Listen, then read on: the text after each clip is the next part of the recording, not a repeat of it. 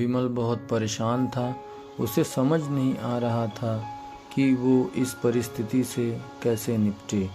वो अपनी माँ को बहुत चाहता था, किंतु उसकी पत्नी और बच्चे उसकी माँ से बहुत दूर भागते थे, क्योंकि उसकी माँ की एक आँख नहीं थी, साथ ही उसकी कमर भी 90 अंश तक झुकी हुई थी।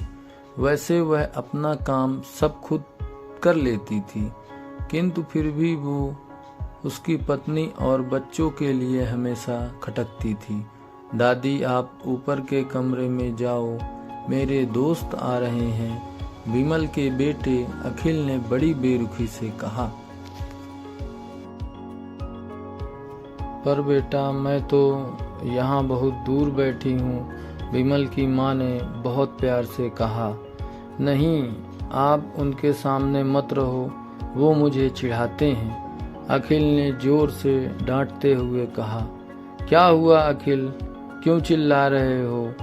विमल की पत्नी कामिनी ने किचन से ही आवाज लगाई। देखो ना माँ, ये दादी यहाँ ड्राइंग रूम में बैठी है।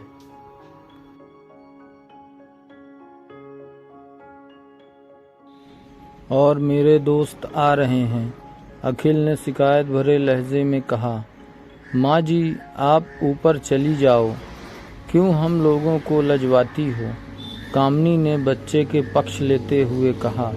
बेचारी सरस्वती चुपचाप उठकर जीने के सहारे ऊपर जाने लगी।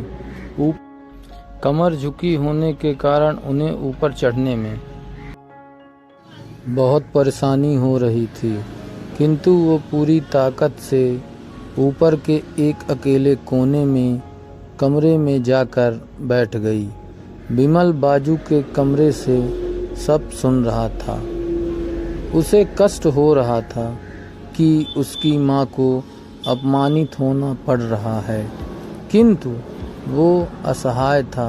अगर वो कुछ कहता है तो पत्नी और बच्चे उसका विरोध करने लगते हैं। दूसरे उनके तर्क भी नहीं सही लगते। चूँकि वो एक प्रशासनिक अधिकारी था, उसका सामाजिक स्तर बहुत ऊंचा था। उसकी ससुराल भी एक उच्च घराने में थी, अतः वह चुपचाप इस तरह हर दिन अपनी माँ को अपमानित होते देखता रहता था। रात को विमल की पत्नी ने कहा, देखो जी, अब कुछ करो। कल कलेक्टर साहब की पत्नी आई थी। माँ जी अपनी देसी धुन धारा में उनसे मिली। मुझे बहुत शर्म आ रही थी, बताते हुए कि ये मेरी सास हैं।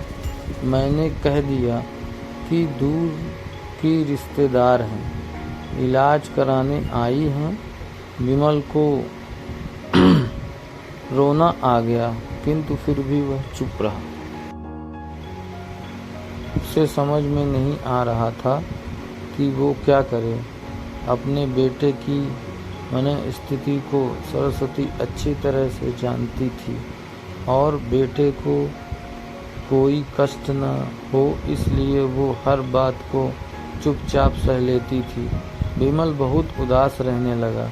एक तरफ परिवार और सामाजिक स्तर पर जीने की प्रतिबद्धता, तो दूसरी ओर माँ। आखिर माँ से अपने बेटे की यह हालत नहीं देखी गई। एक दिन उसने अपने बेटे से कहा, विमल, बहुत दिन हो गए हैं, मैं अपने गांव जाना चाहती हूँ, मुझे वहाँ पहुँचा दो। मेरा यहाँ मन नहीं लग रहा है।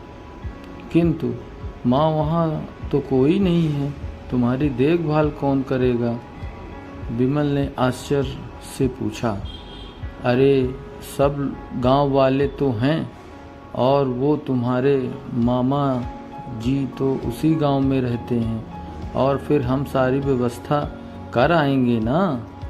कामिनी को तो जैसे मन की मुराद मिल गई हो। हाँ बेटा, बहू सही कह रही है, सरस्वती ने लंबी सांस लेते हुए कहा। विमल जानता था कि गांव में माँ की देखभाल करने वाला कोई नहीं है, लेकिन अपनी पत्नी की जिद के कारण वह अपनी माँ को गांव छोड़ने पर विवश हो गया। माँ को गांव छोड़कर आते वक्त उसे रोना आ रहा था तथा अपनी बेबसी पर गुस्सा भी आ रहा था, किंतु परिवार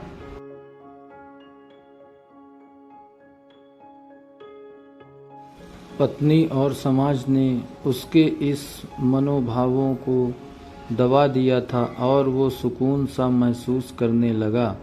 कुछ दिनों के बाद उसके चाचा जो अमेरिका में रहते थे आने वाले थे। जब विमल बहुत छोटा था, उसके पिता जीवित थे तब वो भारत आए थे और उसके बाद वो अब भारत आने वाले हैं। पूरा परिवार और आस पड़ोस बहुत उत्साहित था।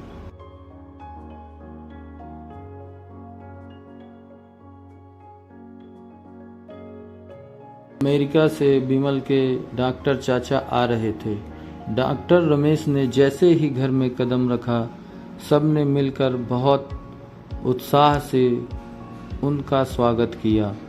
क्यों विमल भाभी नहीं दिख रही हैं, कहाँ हैं? डॉक्टर रमेश ने उत्साहपूर्वक पूछा। जी वो गांव में रहती हैं, यहाँ उनका मन नहीं लगा, कामनी ने सपाट लहजे में उत्तर दिया। डॉक्टर रमेश ने विमल की ओर देखा तो विमल ने अपनी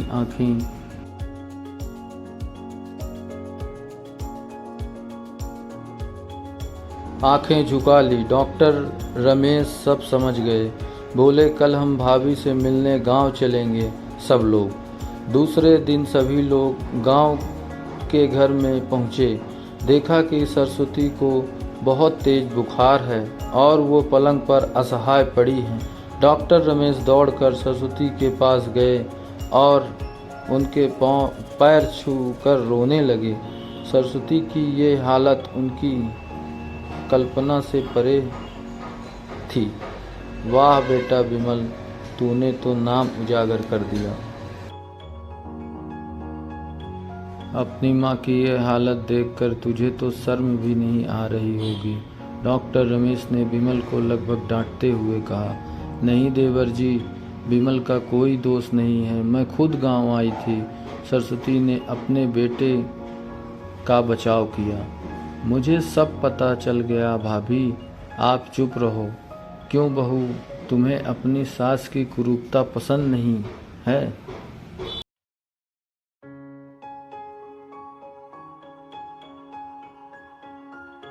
समाज में तुम्हें नीचा देखना पड़ता है ना? डॉक्टर रमेश ने कामिनी की ओर व्यंग से देखा। कामिनी निरुत्तर होकर विमल को देखने लगी। आज तुम जिस सामाजिक स्तर पे हो वो इन्हीं की संघर्षों की देन है। और बेटा विमल, तुम्हें शायद मालूम ना हो कि बचपन में जब तुम 1 साल के थे तब छत से नीचे गिरने के कारण तुम्हारी एक आँख फूट गई थी और तुम्हारी रीढ़ की हड्डी में भी समस्या थी। तब तुम्हारी इस कुरूप माँ ने अपनी एक आँख और अपना बौन मेरो तुम्हें देकर इतना सुंदर स्वरूप दिया था। कामिनी बेटा, इतने सालों का संघर्ष करके बेटे को प्रशासनिक अधिकारी बनाने वाली इस संघर्षशील औरत की तुम लोगों ने यह दशा कर दी। तुम्हें ईश्वर कभी माफ नहीं करेगा। डॉक्टर रमेश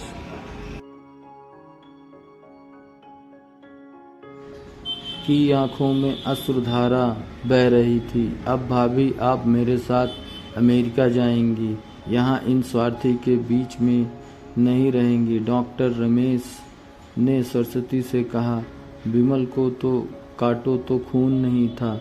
डॉक्टर रमेश जो उसके चाचा थे, उन्होंने जो राज बताया उसके बाद तो विमल को यही लग रहा था कि उससे ज़्यादा पापी इंसान इस दुनिया में और कोई नहीं है।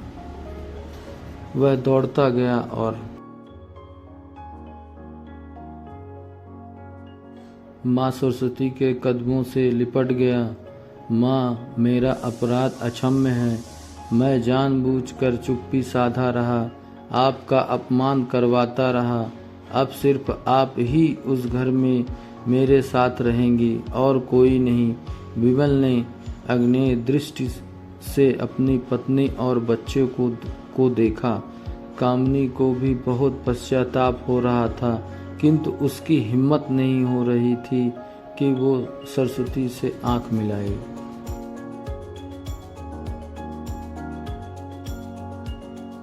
सरस्वती ने कामिनी की मन स्थिति को समझकर उसको पुचकारते हुए अपने पास बुलाया और विमल को डांटते हुए कहा, खबरदार, जो मेरी बहू को मुझसे अलग करने की कोशिश की तो तुझे ही घर से बाहर निकाल दूंगी।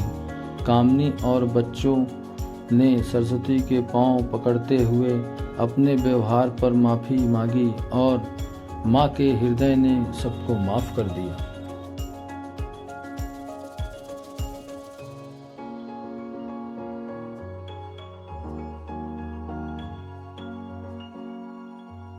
इस कहानी से हमें यही सीख मिलती है कि हमें घर में अपने से बड़ों का हमेशा आदर और सम्मान करना चाहिए।